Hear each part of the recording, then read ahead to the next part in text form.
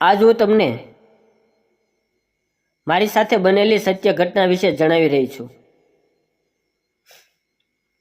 હું મારી બહેનની ખુશી માટે મારા જીજા સાથે ગરમ ગરમ મકાઈ ખાવા માટે રાજી થઈ ગઈ। મિત્રો, મારું નામ સીમા છે। હું કંડલા બંદર ઉપર રહું છું અને મારી ઉંમર 19 વર્ષની છે। હું ખૂબ જ તંદુરસ્ત અને સુંદર છું। જો તમને કહું તો હું એકદમ હિરોઈન જેવી લાગુ છું। મારી બહેન મારાથી 2.5 વર્ષ મોટી છે અને તેના લગ્ન અમદાવાદ શહેરની અંદર થયા છે। આ વાત થોડા દિવસો પહેલાંની છે। મારી બહેનની તબિયત સારી નહોતી। તેણે મને તેના ઘરે રહેવા માટે બોલાવી। જ્યારે હું અમદાવાદ પહોંચી તો મને મારા જીજાજી પોતાની કાર લઈને પિકઅપ કરવા માટે આવ્યા અને જ્યારે હું ઘરે ગઈ તો મારી બહેન ખૂબ જ ખુશ થઈ ગઈ। જીજાજી મને ઘરે મૂકીને કામ ઉપર જતા રહ્યા। હું મારી બહેનની સાથે બેસીને ચા પીતા પીતા વાતો કરવા લાગી। મારી બહેને કહ્યું કે તેની અને જીજાજી વચ્ચે ઝઘડો થઈ ગયો છે, એટલે તે થોડા દિવસથી એકબીજા સાથે બોલતા નથી। તો મેં તેનું કારણ પૂછ્યું। મારી મોટી બહેન કહેવા લાગી કે તારા જીજાજીને રોજ ખટારો હાંકવા જોઈએ છીએ અને જ્યારે જ્યારે તે ખટારો ચલાવે છે ત્યારે મારી હાલત ખરાબ થઈ જાય છે। જો તમને મારા જીજાજીની વાત કરું તો તે ખૂબ જ તંદુરસ્ત અને પહાડી માણસ છે। તેની અંદર ખૂબ જ તાકાત ભરેલી છે। મેં હસતા હસતા મારી બહેનને કહ્યું, મોટી બહેન, તને રોજ સ્વર્ગનું સુખ મળે છે તો પછી તું શું કામ ટેન્શન લે છે? તો મારી બહેન કહેવા લાગી, તું હજી સમજતી નથી।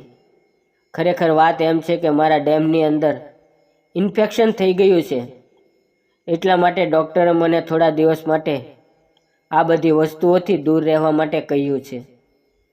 તમે મારી બહેનને કહ્યું તો તમે જીજાજી સાથે વાત કેમ નથી કરતા? તો મારી બહેન કહેવા લાગી કે શું તું એમ સમજે છે કે મેં તેને વાત નહીં કરી હોય? મેં તેને સમજાવવાની મહેનત કરી હતી, પરંતુ તે માન્યા નહીં અને તે મને કહેવા લાગ્યા કે તું મારાથી દૂર રહેવા માટે બહાનું કરા છો। જો તું મને પૂરી રીતે ખુશી ન આપી શકે તો હું બીજી વાર લગ્ન કરી લઉં। તેની વાત સાંભળીને હું હેરાન થઈ ગઈ। મારી બહેન રડવા લાગી હતી। મેં કહ્યું, ઠીક છે બહેન, તું રડ નહીં, હું જીજાજી સાથે વાત કરીશ। તો મારી બહેન કહેવા લાગી કે કોઈ ફાયદો થશે નહીં, કારણ કે તેને મારી એક બહેનપણીએ પણ સમજાવ્યા હતા। મેં મારી બહેનને કહ્યું, તો હવે શું કરવું છે? તો મારી બહેન કહેવા લાગી કે તારા જીજાજી 7 દિવસમાં એકવાર ખટારો ચલાવે છે, તું ગમે તેમ કરીને તારો ખટારો એને હાંકવા માટે આપી દે। તેની વાત સાંભળીને મારા પગ નીચેથી જમીન સરકી ગઈ। મેં કહ્યું, બહેન, તું આવું વિચારી પણ કેમ શકા છો? હું જીજાજીને મારો ખટારો હાંકવા નથી આપી શકતી। મારી વાત સાંભળીને મારી બહેન રડવા લાગી। તેણે કહ્યું, જો તું મારું કામ નહીં કરા તો મારી પાસે મરવા સિવાય બીજો કોઈ રસ્તો નથી। મારા મરવાથી તારા જીજાજી પણ ખુશ થઈ જશે અને બાકી બધા પણ ખુશ રહેશે।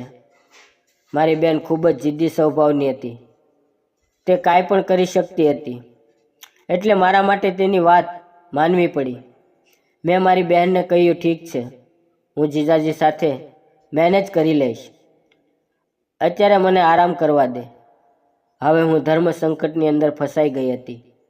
એક તરફ મારી જવાની હતી અને બીજી તરફ મારી બહેનનું ઘર।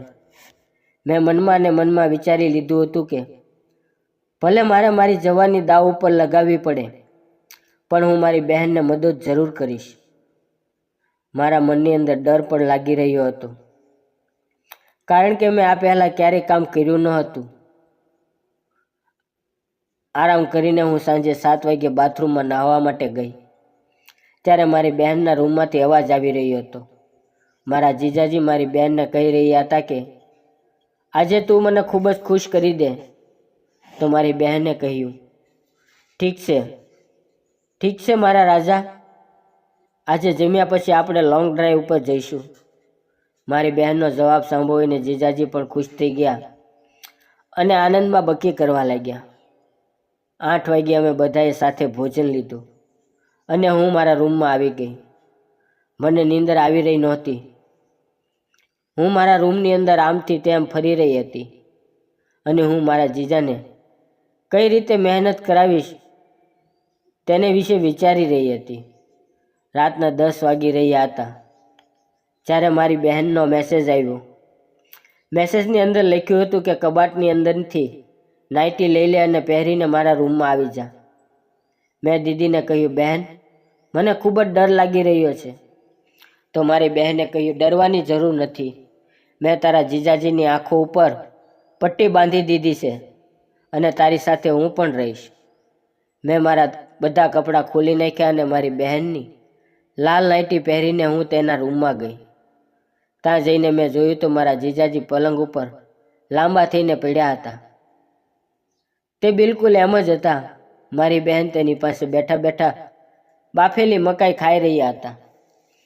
મેં પહેલી વાર આટલી મોટી મકાઈ જોઈ. મારી બહેને મને કહ્યું કે અહીંયા નજીક આવી જા. હું નજીક ગઈ એટલે મારી દીદીએ જીજાજીને કહ્યું કે હવે હું આ મકાઈ પૂરેપૂરી ખાઈશ. તમને કોઈ તકલીફ તો નથી ને? તો મારા જીજાજી બોલ્યા, ના તું ખાઈ જા, હું પણ તૈયાર છું. મારી બહેને મારા મોઢામાં એક પટ્ટી બાંધી દીધી અને મને મકાઈ ઉપર બેસાડી દીધી.